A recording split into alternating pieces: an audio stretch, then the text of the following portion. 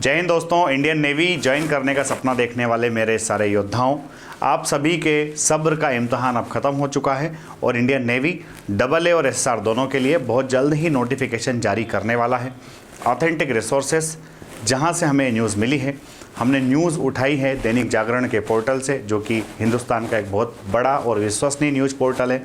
उस news portal के हिसाब से इंडियन नेवी SSR और AA के लिए फॉर्म्स जल्द ही आने वाले हैं। इस वीडियो में आपको बताऊंगा कि फॉर्म्स कब से स्टार्ट होंगे, कितने दिनों तक फॉर्म्स अवेलेबल रहेंगे, क्या एज लिमिट रहेगी, क्या एलिजिबिलिटी क्राइटेरिया रहेगा और सिलेक्शन का पूरा प्रोसीजर क्या रहने वाला है और साथ ही साथ सैलरी कितनी मिलती है। तो आइए दोस्तों वीडियो को स्टार्ट करते हैं। सबसे पहले हम बात करते हैं कि हमने कहाँ से सोर्स लिया, तो आपको बता देते हैं। ये 16 मार्च की ही खबर है और 16 मार्च को ये खबर हमने दैनिक जागरण के पोर्टल से उठाई। इंडियन नेवी SSR और AA के जो एप्लीकेशन फॉर्म्स आपके स्टार्ट होने वाले हैं, ये फॉर्म्स जो है उस न्यूज़ के मुताबिक 29 मार्च 29 ऑफ द मार्च से स्टार्ट होंगे और 5 अप्रैल तक चलेंगे। यानी कि अगर आप होली की छुट्टी मनाने घर जा रहे हैं तो आपको थोड़ा सा सावधान रहना है। तुरंत छुट्टियां ख़त्म करके इस डेट के बीच में मैं तो ये कहूँ कि पहले दूसरे दिन ही अपना फॉर्म फिलअप हो जाना चाहिए, क्योंकि इतने सारे फॉर्म्स फिलअप होते हैं कि कई बार इंडियन नेवी की वेबसाइट काम करना बंद कर देती है। अगर ये प्रॉब्लम आप फ्यूचर में फेस करेंगे तो मेरी एक बात ज़रूर याद रखना, लेट नाइट फॉर्म फिलअप करना। उस समय फॉर्म फिलअप हो जाते हैं क्योंकि सर्वर पर लोड कम रहता है। आगे बात करते हैं कि सर इसका एजुकेशनल क्वालिफिकेशन क्या होने वाला है। बच्चों, क्लियर कट एजुकेशनल क्वालिफिकेशन जो दिया है SSR के लिए, qualified in 10+2 examination with maths and physics. तो SSR के लिए मैथ्स फिजिक्स के साथ में बंदा 12 पास होना चाहिए। SSR के लिए परसेंटेज का कोई क्राइटेरिया दिया हुआ नहीं है, सिर्फ मैथ्स फिजिक्स के साथ में 12th होना चाहिए और उन मैथ्स फिजिक्स के साथ बच्चे का केमिस्ट्री, बायोलॉजी, कंप्यूटर साइंस या फिर कोई भी दूसरा एक सब्जेक्ट हो सकता है। अगर हम बात करें AA की, तो AA के लिए इन्होंने 10+2 में 60% मार्क्स मांगे हैं। 60% मार्क्स होना चाहिए मैथ्स फिजिक्स के साथ में, और मैथ्स फिजिक्स के साथ में कोई एक दूसरा सब्जेक्ट आपका हो सकता है, वो चाहे केमिस्ट्री हो सकता है, बायोलॉजी हो सकता है, कंप्यूटर साइंस हो सकता है। यानी कि कुल मिलाकर के जो बात है वो ये नोटिफिकेशन जो आया है ये PCM बैकग्राउंड के स्टूडेंट्स के लिए आया है, जिन बच्चों ने 12th क्लास में फिजिक्स मैथमेटिक्स के साथ अपना बोर्ड एग्ज़ाम दिया है, फिजिक्स मैथमेटिक्स के साथ अपनी एग्जामिनेशन कंप्लीट की है।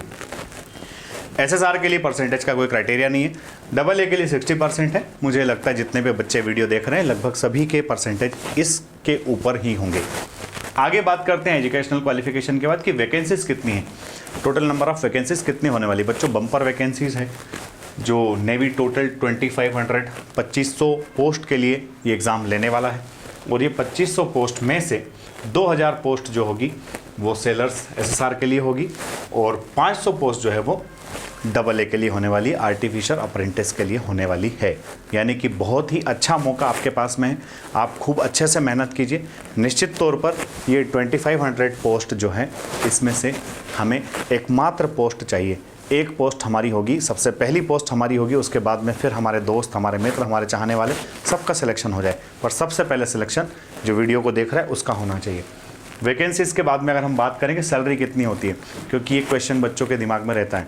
तो बच्चों, जब ट्रेनिंग आपकी चल रही होती है, ट्रेनिंग के दौरान आपको स्टाइपेंड दिया जाता है, और after successful completion of initial training candidates will be paid under ₹21,700 to 69,100। यानी कि मैक्सिमम सैलरी आपकी अभी के हिसाब से 70,000 के आसपास होने वाली है।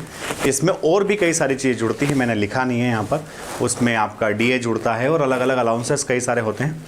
तो वैसे तो बच्चों ये सैलरी हमारे लिए दूसरे नंबर पर आती है। पहला जो मामला है वो देश सेवा का है कि हमें इंडियन नेवी में कैसे भी करके देश को सर्व करने का मौका मिले, और उसके साथ साथ सैलरी का भी बड़ा इशू रहता है। तो सैलरी भी यहाँ पर हमने उसी सोर्स से लिया है कि लगभग इतनी सैलरी, तो बहुत सैलरी यहाँ पर मिलने वाली है। एजुकेशनल क्वालिफिकेशन हमने देख ही लिया से। इसके बाद आता है एज लिमिट। ये सबसे बड़ा क्रूशल फैक्टर है स्टूडेंट्स के लिए। कई सारे स्टूडेंट्स, मुझे तो ऐसा लगता है कि अधिकतर स्टूडेंट्स इस एज क्राइटेरिया में बिल्कुल फिट होंगे, सूटेबल होंगे, किंतु कुछ बच्चों का ये हो सकता है इस एज क्राइटेरिया में फिट ना हो। तो जिन बच्चे इस एज से बाहर होते दिख रहे हैं, बेटा आप लोगों को टेंशन लेने की आवश्यकता नहीं है। आप लोग कोस्ट गार्ड्स के लिए प्रिपरेशन कीजिए, कोस्ट गार्ड्स के भी एडमिट कार्ड्स आ चुके हैं। तो इंडियन नेवी के एज लिमिट के लिए आप देख रहे हैं कि 1 अगस्त 2002 से 31 जुलाई 2005 के बीच में जन्म होना चाहिए। दोनों डेट्स इसमें शामिल है, यानी कि आपका जन्म या तो 1 अगस्त 2002 उस दिन या उसके बाद हुआ हो और 31 जुलाई 2005 या उसके पहले हुआ हो, दोनों एज लिमिट्स इसमें शामिल है। आगे अगर हम बात करें सिलेक्शन प्रोसीजर की कि सिलेक्शन प्रोसीजर कैसे होने वाला है, तो सिलेक्शन प्रोसीजर में देखिए आप, सबसे पहले रिटन एग्जाम होगा। Shortlisted candidates will be called for a written examination. Written examination के बाद आपका फिजिकल फिटनेस टेस्ट होगा। फिजिकल फिटनेस टेस्ट में बहुत ज़्यादा कोई लोचा वाला काम नहीं है। फिजिकल फिटनेस टेस्ट जो होगा उसमें 1.6 किलोमीटर आपको दौड़ना है, वो 1.6 किलोमीटर 7 मिनट में। तो आप देखते हैं अगर आप फोर्स एकेडमी के स्टूडेंट हैं और अगर नहीं भी हैं, हमारे ग्राउंड पर हमारा पर्सनल ग्राउंड है, वहाँ करके फिजिकल की प्रैक्टिस कर पाएंगे। कपिल सर हैं, आराम से आपको 1.6 किलोमीटर 7 मिनट्स में आराम से करवा देंगे। 20 उठक बैठक लगाना है, 10 पुशअप्स लगाना, ये आपके लिए एक तरह से दाहिने हाथ का खेल होगा। Written examination, physical fitness test के बाद में नेक्स्ट है मेडिकल एग्जामिनेशन। तो मेडिकल एग्जामिनेशन होगा, उसमें मिनिमम हाइट आपका 157 सेंटीमीटर चाहिए। वेट और चेस्ट जो है वो प्रोपोर्शन में होना चाहिए। तो मुझे ऐसा लगता है कि जो फिट बंदे हैं, जो फौज में जाने की इच्छा रखते हैं, वो ऑलरेडी इस क्राइटेरिया में फिट होते हैं। तो बच्चों ये थी हमारी बेसिक इन्फॉर्मेशन। करना क्या है, अब प्रिपरेशन कैसे करना है, तो कुछ नहीं करना। फिजिक्स, मैथमेटिक्स और इंग्लिश, साथ में जनरल नॉलेज, चारों सब्जेक्ट्स पर बराबर फोकस कीजिए, चारों सब्जेक्ट्स की बराबर प्रैक्टिस कीजिए। आपको जनरल नॉलेज के लिए अभी करंट की जो मैगजीन्स आई हैं, करंट की मैगजीन्स ले लीजिए, क्योंकि आजकल नेवी के जनरल नॉलेज में भी सामान्य ज्ञान के क्वेश्चंस उतने ही पूछे जाते हैं जितने पूछे जाना चाहिए। उसके अलावा करंट इवेंट्स के बारे में कई सारी इन्फॉर्मेशन पूछी जाती है। तो आप फिजिक्स, मैथमेटिक्स, इंग्लिश के साथ साथ जनरल नॉलेज पर फोकस करना ना भूलें। बहुत ही अच्छा नोटिफिकेशन टाइमली आया है, होली के साथ होली की खुशियाँ देने आया है। अच्छे से मेहनत कीजिए। साथ में कोस्ट गार्ड्स के आपके एडमिट कार्ड्स आ ही चुके हैं, तो उस पर फोकस करना ना भूलें। अगर वीडियो अच्छा लगा हो तो ज़रूरतमंद तक इसको पहुंचाने की ज़रूर कोशिश करें। लाइक, शेयर, सब्सक्राइब करना ना भूलें। जय हिंद।